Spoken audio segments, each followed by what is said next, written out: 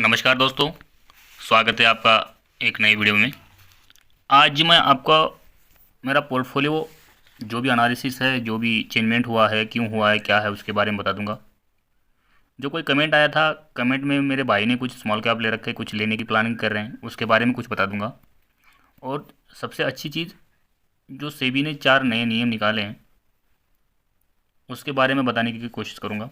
मैं जो भी स्टॉक में इन्वेस्ट करता हूँ, कहाँ कहाँ करता हूँ, क्या क्या है मेरी स्ट्रैटेजी, क्या है, जब भी करता हूँ, जिस दिन करता हूँ, मैं आपके साथ शेयर करूँगा। जब भी टॉपअप करूँगा, जिस दिन करूँगा, वो भी मैं आप वीडियो से आप शेयर करने की कोशिश करता हूँ। तो आ जाता हूँ अपने टॉपिक पे। सेबी सेबी ने इन्वेस्टर के लिए सबसे अच्छा गुड न्यूज़ दिया है। जो 4 नए नियम है, वो नियम के बारे में बता देता हूँ। सबसे पहला नियम है, कभी भी हम जब पहले एनएवी बाय करते थे कोई भी म्यूचुअल फंड में, तो 1 बजे से बाय करने से क्या होता था, वो नेक्स्ट उसी दिन की 1 बजे से पहले बाय करने से उसी दिन की एनएवी ऐसे मिलना चाहिए था। किसी को मिलता नहीं था। क्यों नहीं मिलता था? कभी पेमेंट का इशू होता था, कभी 1 बजे के बाद होता था, 1 बजे से पहले होने से भी नेक्स्ट डे की एनएवी मिलती थी। तो इसके लिए बहुत ही बढ़िया सोल्यूशन निकाला है।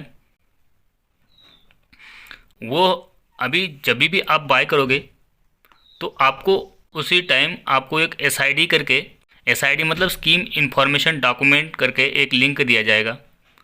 उस लिंक में आप जैसे ही क्लिक करोगे, तो आपको पूरा आपका डाटा कितने बजे तक बाय किया, कितने बजे सेल किया, टाइमिंग के साथ आपको पता चल जाएगा, यानी उसी टाइम से मिल जाएगी। ये सबसे अच्छा पॉइंट है और बढ़िया है।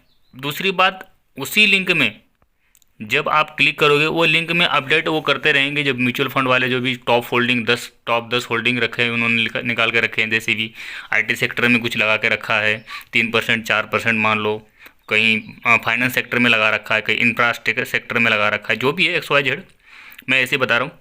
तो वो आपको टॉप होल्डिंग जब भी मिलेगी, आपको वो अपडेट होती रहेगी। उसी एक लिंक से ही आपको परमानेंट लिंक मिल जाएगी, उसमें क्लिक करते आपको पूरा पता चल जाएगा। वो नियम कब से लागू हो रहा है, क्या है, मैं आपके आगे जाकर पूरा बता दूंगा। पहले क्यों नहीं हुआ, क्या है, लेकिन पूरा वीडियो देख लेना। बीच में नहीं छोड़ने से, जाने से आपको कुछ पता नहीं चलेगा।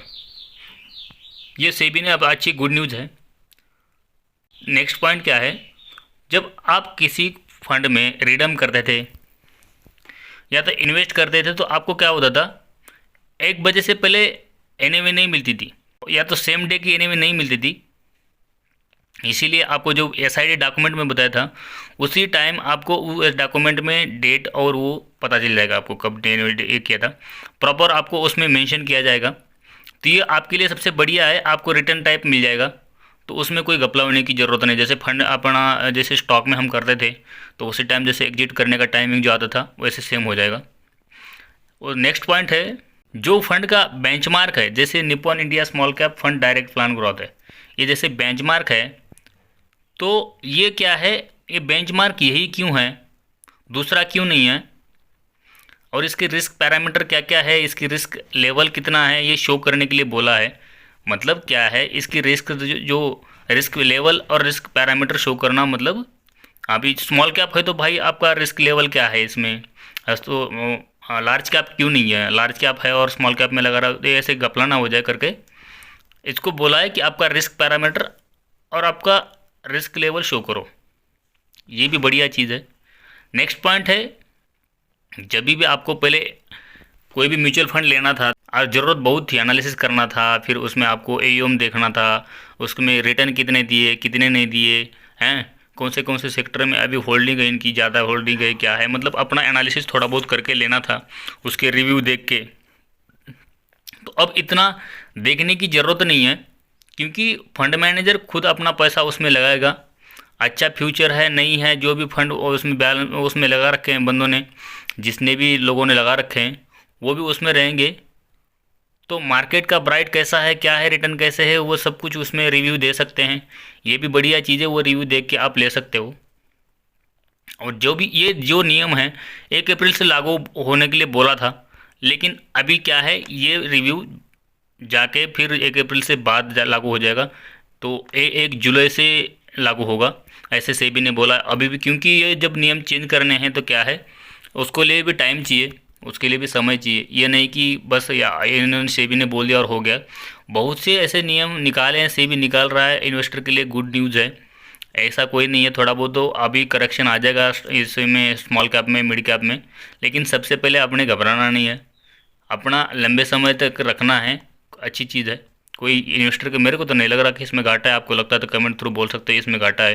अब पांचवा पॉइंट है, जो इन्वेस्टर को पहले एसआईपी कैंसिल करने के बाद, जैसे हम कोई एसआईपी कैंसिल करते थे या तो उसमें एसआईपी में पैसा डालते थे, तो वो पैसा हमारा कट हो जाता था लेकिन एनवी नहीं मिलती थी, या तो उसमें फोलियो नंबर नहीं मिलता था। जैसे पारंपरिक में मैंने ले रखा था जैसे मान लो, और मेरे को फोलियो नंबर नहीं मिल रहा, या तो मेरा जो रिडम हो गई एसआईपी और पैसा मेरे अकाउंट में नहीं आया, तो वो क्या होता था, इसके लिए दिक्कत आती थी, 7-7 8-8 दिन लोगों को रुकना पड़ता था।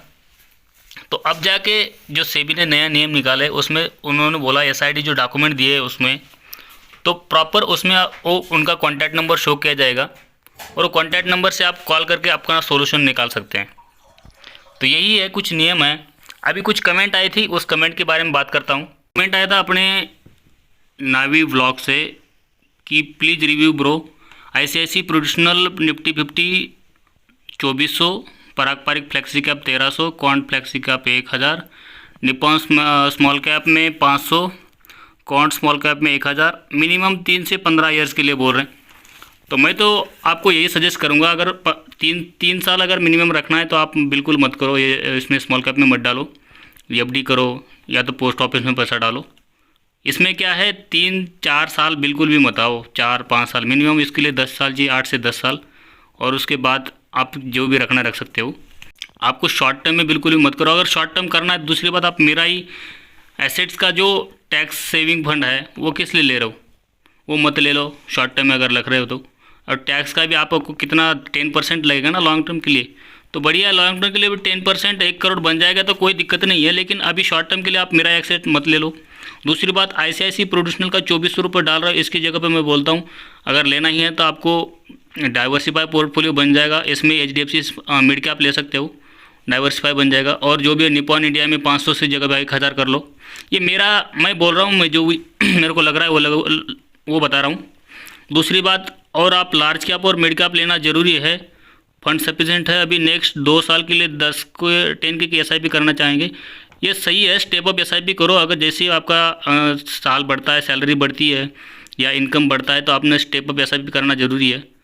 आप 10 साल कर सकते हो। ऐसे आपका भी कोई सवाल है, क्वेश्चन है तो पूछ सकते हो, मैं जवाब देने की कोशिश करूँगा। मिलते हैं किसी नेक्स्ट वीडियो में, तब तक के लिए जय हिंद।